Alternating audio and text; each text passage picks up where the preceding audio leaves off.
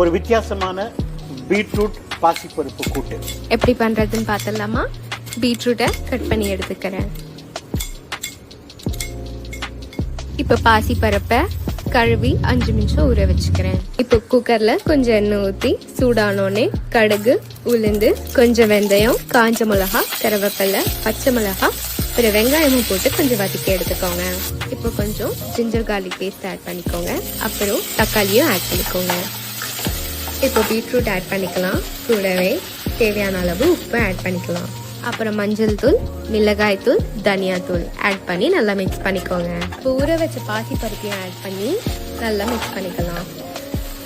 தேவையான அளவு தண்ணி ஊற்றி குக்கரை மூடி 3 விசில் விட்டுக்கோங்க. இப்போ இதெல்லாம் ரெடியாகி வந்த உடனே திரும்பி அடுப்பை பற்ற வச்சு தேங்காய், சீரகம், பச்சை மிளகா எல்லாத்தையும் அரைச்சு இது கூட சேர்த்து குக் பண்ணிட்டா நம்ம பாசிப்பருப்பு பீட்ரூட் ரெடி ஆகிடும். கொஞ்சம் கொத்தமல்லி தூவி இறக்கி